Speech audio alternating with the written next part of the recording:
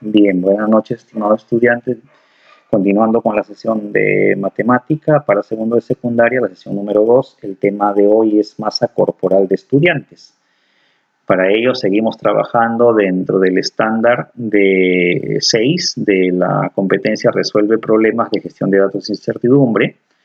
Y dentro de ese estándar tenemos los desempeños que se han priorizado para esta unidad.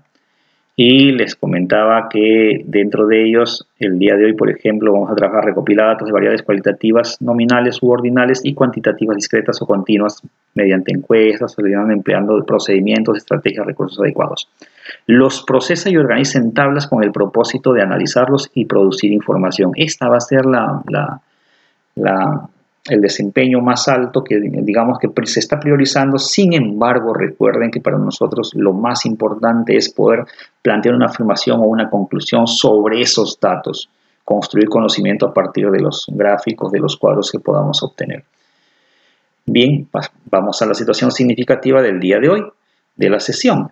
Se ha enviado ya en la página, en el Facebook grupal, se ha enviado también el enlace para el Google Docs.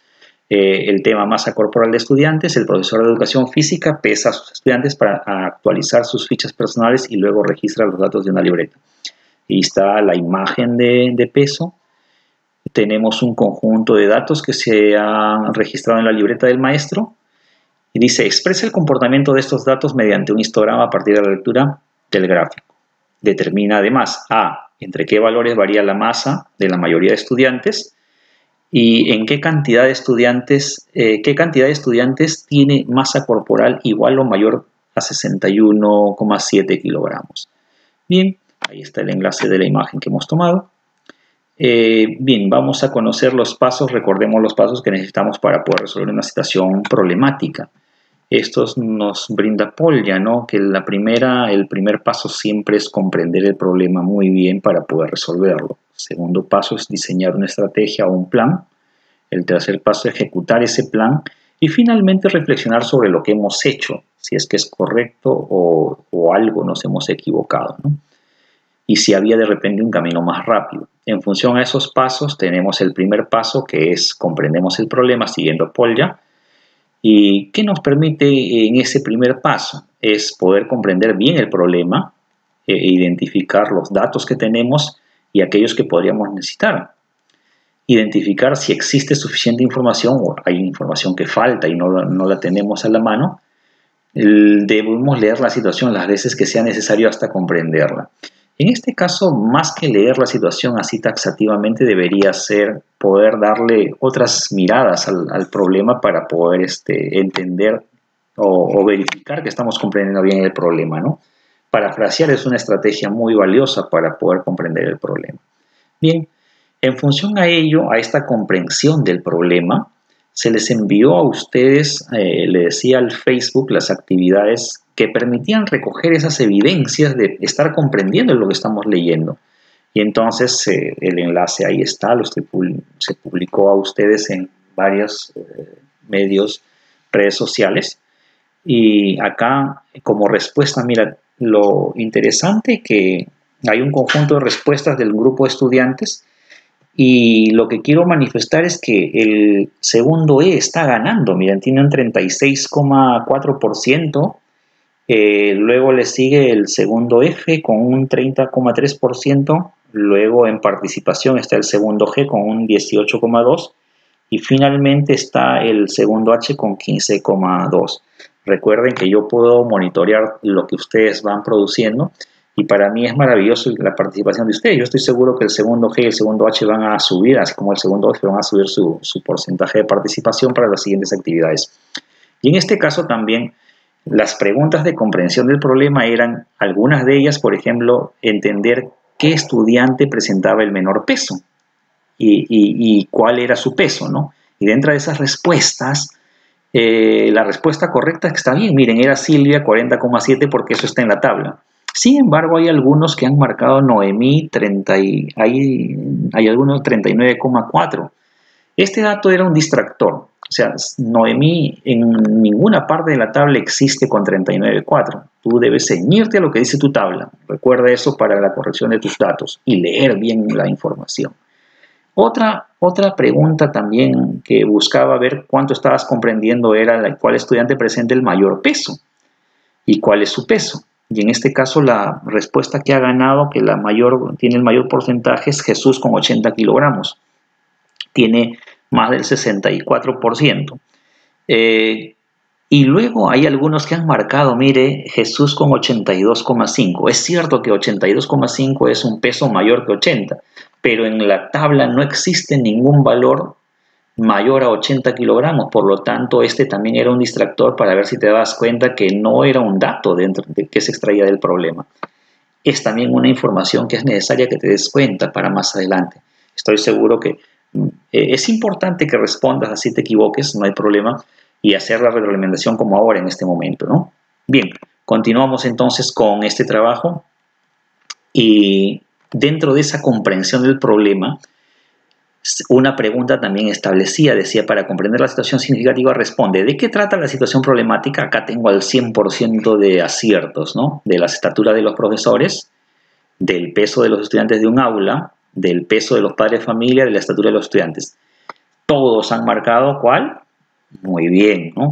Del peso de los estudiantes de un aula. Esa era la respuesta correcta. Excelente. Luego, la siguiente pregunta, ¿qué es lo que te piden? La clave A te dice hallar la estatura del mayor. ¿Eso nos pide? La clave B dice entre qué valores varía la masa corporal de la mayoría de estudiantes. Y la otra dice, la C, ¿qué cantidad de estudiantes tiene masa corporal igual o mayor que 61,7? Y la última nos dice las dos anteriores son correctas.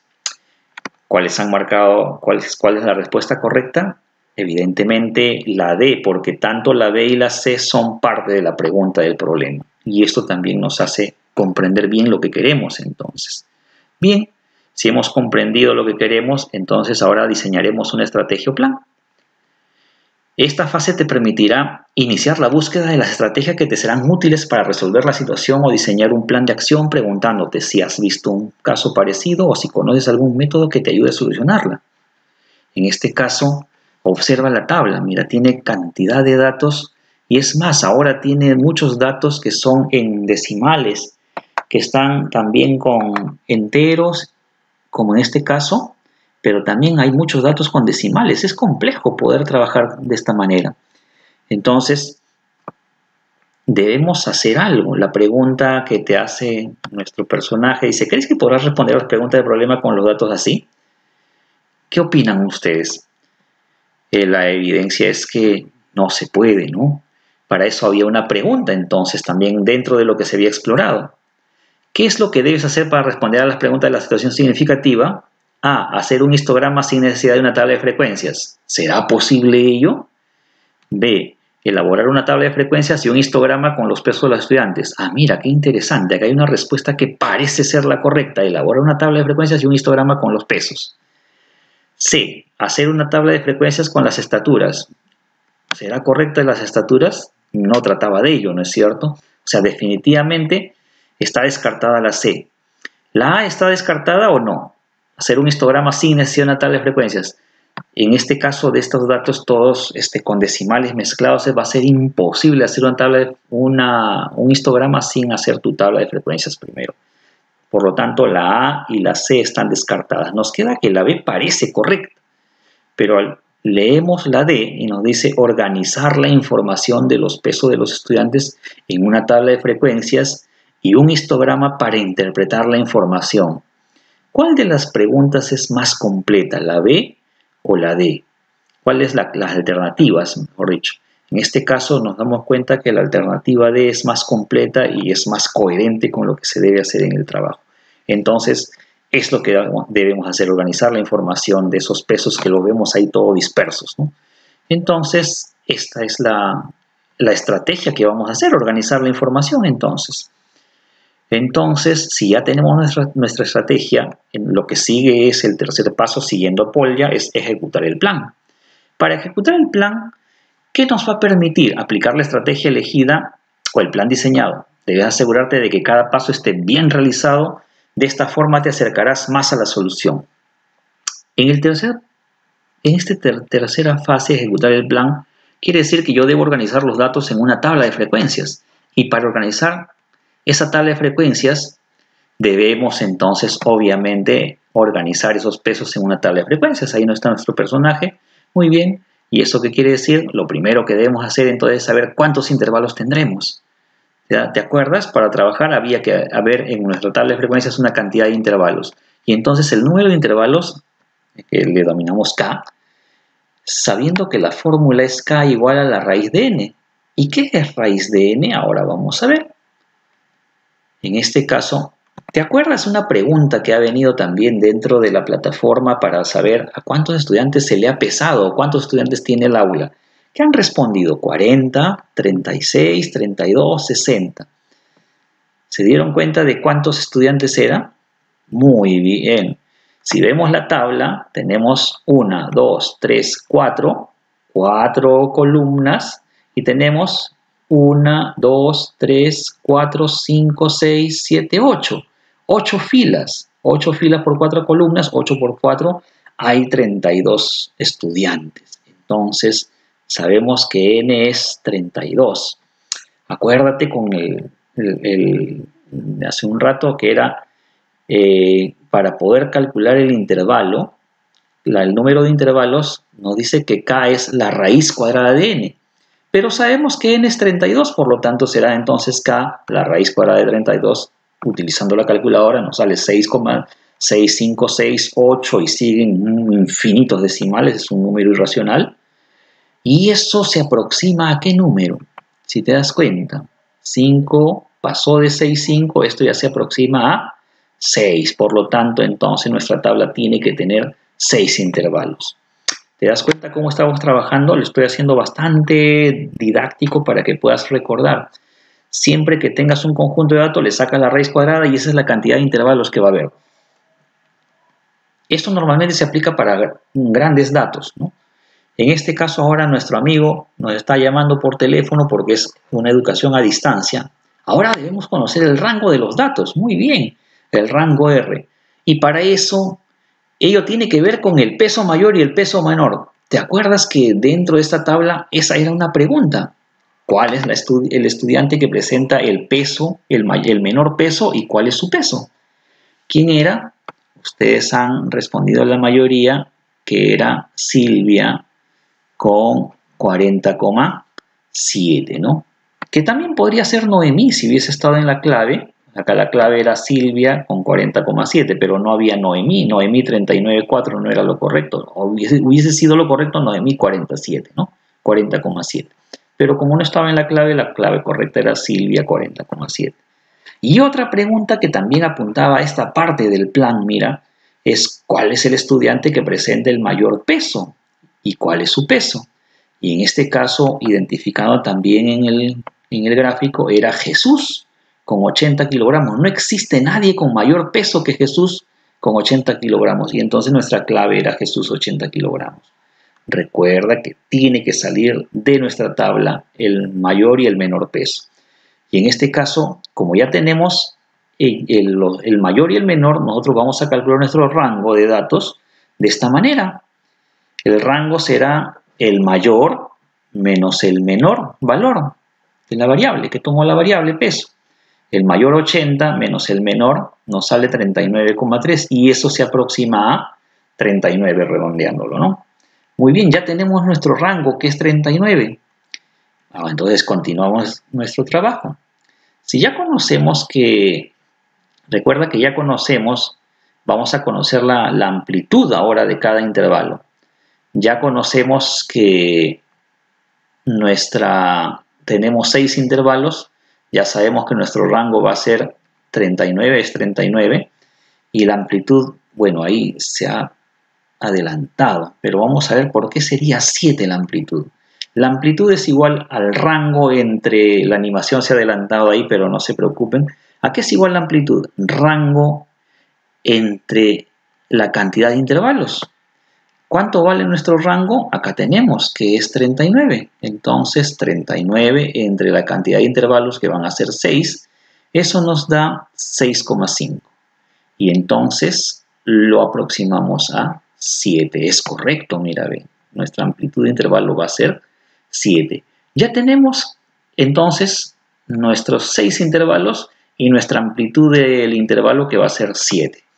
Con eso vamos a proceder entonces, ahora sí, ¿qué nos dice? Vamos a construir nuestra tabla de frecuencias. ¿Cómo construimos nuestra tabla de frecuencias? Recordando que tenemos esto. Ojo, 6 intervalos y la amplitud del intervalo 7. Esos datos son importantes. Y ahí tenemos nuestra tabla. Masa corporal. Y hemos colocado 1, 2, 3, 4, 5, 6 intervalos porque acá me dice que K debe representar a 6 intervalos. Acá hay 6 intervalos. 2, 3, 4, 5, 6. Ahí están los intervalos. ¿Qué sigue? Vamos a ver nuestra tabla, nuestro cuadrito original donde estaban los pesos de todos los niños, los estudiantes. Y vamos a identificar aquí. ¿Qué va aquí? Esto se llama límite inferior. ¿Recuerdas de la clase anterior? Límite inferior para el intervalo, primer intervalo. Y el límite inferior no es otro que el menor peso. ¿Te acuerdas cuál era el menor peso? El menor peso lo tenía o Noemí o Silvia, que era 40,7. Entonces lo que voy a hacer es colocar el menor valor ahí. El límite inferior va a ser el menor valor para el primer intervalo, 40,7. Y luego me voy para el siguiente, que es el límite superior del primer intervalo. El límite superior será teniendo en cuenta esta amplitud, que me dice que deben ser saltos de 7. Como tengo 40,7, acá el siguiente, entonces el límite superior debe ser 47,7. ¿Te das cuenta? ¿Qué significa esto?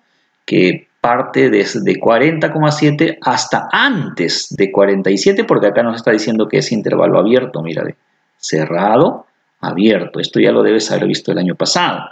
Solamente estamos recordando esa parte. Muy bien, y acá, si el límite superior del primer intervalo es 47,7, pero sin tomar ese número, para el límite inferior del siguiente intervalo será el mismo número, pero ya cerrado, o sea, ahí sí ya toma 47,7. ¿Y cuál es el límite superior? Le debo sumar 7. 47,7 más 7 será 54,7. Muy bien. Como ya conozco, si yo tengo acá hasta 54,7, pero sin tocar 54,7 porque está abierto el intervalo, entonces acá será el mismo valor como límite inferior para el tercer intervalo, pero ya es cerrado, o sea, de acá sí toma 54,7. Y entonces, hasta ahí hemos elaborado una ayuda porque tú vas a completar lo demás, al igual que la semana pasada. Tú vas a completar cuáles son los límites superiores aquí y cuáles son los límites inferiores. Esa es tu tarea. Y ahora te voy a seguir ayudando. ¿Te acuerdas qué cosa es X sub Y? Muy bien, la marca de clase. ¿Y cómo se calcula la marca de clase? Era tomando el promedio entre el límite inferior más el límite superior, o sea, el promedio, ¿no? O sea, sumamos y lo dividimos entre 2. La suma de estos dos y lo dividimos entre 2. ¿Te acuerdas? Esa es la marca de clase. Y para esto de aquí, entonces, 40,7 más 47,7 entre 2, sumamos, es 87, pero este 7 más 7 nos llevamos 1, sería entonces 88,4. 7 más 7, 14, llevo 1, 48 más 40, 88,4. Entre 2, sacando la mitad, sería 44,2. Y esa es la marca de clase para el primer intervalo. En otras palabras, es el punto medio entre estos dos extremos. Mira, ve, es el punto medio. Entonces ya está, excelente, ya lo tenemos. ¿Puedes calcular entonces la marca de clase del siguiente intervalo? Sí, igualito, ¿no? Límite inferior más límite superior, todo dividido entre 2. Pero la clase pasada te dije que había una estrategia más sencilla. Como la amplitud para mí vale 7, la amplitud del intervalo es 7, la marca de clase también tiene saltos iguales a la amplitud. 44,2 más 7 nos da 51,2. Mira, qué fácil, profesor. ¿Y entonces cuál será el siguiente? 51,2 más 7. Muy bien, 58,2. Muy bien. Mira, todavía no he colocado cuánto vale este límite superior de este tercer intervalo, pero ya, muy fácil. Puedo calcular todas las marcas de clase. Para este problema no vamos a necesitar la marca de clase todavía, porque no vamos a calcular media todavía para datos agrupados, pero bueno, ahí es muy fácil calcular la marca de clase. Y ahora sí nos vamos a otro elemento que se llamaba frecuencia absoluta. ¿Qué es la frecuencia absoluta? La frecuencia absoluta es la cantidad de personas que están en este rango de edades, o sea, entre 40,7 y 47,7. Yo quiero saber para este primer intervalo cuántos hay. Entre 40,7 pero menos de 47,7. Entonces voy a ver, la primera es Noemí con 40,7. ¿Quién seguiría en esta columna? Vamos a ir por columnas para avanzar más fácil. En esta columna, ¿quién sería? Observa, es menor que 47,7. Sí, tenemos a Abril entonces. Siguiente, observa, ¿quién me dirías? Lucía. Muy bien, aquí Lucía, ¿no es cierto? Seguimos observando quién más, menor que 47, menor que 47, menor que 47. Acá, Norma. Muy bien, mira. Excelente, menor que 47, sigo buscando, menor que 47. Por acá tenemos a María. Sigo buscando, menor que 47,7. Por acá hay otra, que es Silvia, menor que 47. Este es Silvia T. Luego sigo buscando, menor que 47,7. Menor que 47. Por acá, Mónica también, mira, 41. Luego, menor que 47,7. Silvia también. Y nadie más. Ahí tenemos entonces, contamos, 1, 2, 3, 4, 5, 6, 7 y 8. Por lo tanto, puedo estar seguro y decir que 8 es la frecuencia absoluta para este intervalo. Hay 8 personas que están más que 40, más o igual que 40,7, pero menor que 47,7 kilogramos, porque la masa corporal es en kilogramos. Y entonces vamos para el siguiente, ahora sí hemos entendido, porque es muy fácil esto, solamente hay que contar. Claro, sí, profesor, solo hay que contar. Ahora nos toca el siguiente intervalo, 47,7 a 54,7. Ojo que no toma 54,7. Y entonces vamos a buscar menor que 54,7. ¿Menor que 54? Sí, Tomás, mira, ve. Menor que 54,7. ¿Aníbal también? Claro, Aníbal también menor que 54,7. ¿Menor que 54,7? Sí, también Teresa es menor que 54,7. Ya no tomo los amarillos porque ya están en el primer intervalo, ¿no? Menor que 54,7, acá no es, así que me he pasado, ¿no? Menor, no es. Menor que 54, no. Acá sí, mira, Luisa. Luisa es menor que 54,7. ¿Menor? No, Luna, no. Menor, Tomás B es menor que 54,7. Por aquí, Alex, no, se pasa, ¿no es cierto? Laura es menor que 54,7. Sigo buscando. Paolo, menor que 54,7. Paola, perdón. Tito, no. Jesús tampoco. Edgar, no, menor que 54,7. Linda es 49,4. Enrique y Mirta es la última, mira. 50,3 es menor que 54,7. Y con eso hemos terminado. Mira, todos los que están entre 47,7 y 54,7. Lo único que tengo que hacer es identificarlo, resaltarlo y luego contar. Los azules entonces. 1, 2, 3, 4, 5, 6, 7, 8 y 9. Con lo que yo puedo decir entonces que acá en el intervalo de 47,7 a 54,7 hay 9 estudiantes que tienen ese peso. Muy bien, ya sabes cómo resolver entonces esta tabla. Yo te invito a que continúes y me presentes tu tareita haciendo en tu cuaderno el resto de la tabla. Eso es muy sencillo, por favor. Y también te voy a permitir, obviamente que también tienes que realizar el histograma para poder dar las respuestas. Y yo con esto también te voy a ayudar. Es cierto, con nuestra tabla ahora podemos hacer nuestro histograma. Sí, ya tenemos, mira, hemos completado al menos hasta ahí. ¿Con eso puedo hacer mi histograma? Sí, puedo hacer mi histograma. Voy a empezar a hacer el histograma. Ahora tengo masa corporal de estudiantes y para en el eje vertical tenemos número de estudiantes, ¿sí? La cantidad de estudiantes que están en un rango. Y para este lado, en el eje X, tengo la masa corporal. El detalle está que, mira, empieza en 40,7. ¿Y cómo lo grafico 40,7? ¿Cero? No, acá será conveniente. 40,7 no sabemos dónde está. Para ello vamos a hacer un corte a nuestro gráfico, mira, porque desde 0 hasta el número que vayamos a colocar hay un corte que no conozco, no sé cuánto ha pasado, y esa línea quebrada me permite hacer un corte a mi eje y voy a partir de 40,7 kilogramos. Entonces, primer elemento 40,7, luego colocaré el siguiente que es 47,7, luego de 47,7 a 54,7, ahí está. Luego de 54,7 tú debes completar los que faltan porque tendrías que completarme primero el resto de la tabla. Pero al menos hasta ahí vamos trabajando, pues.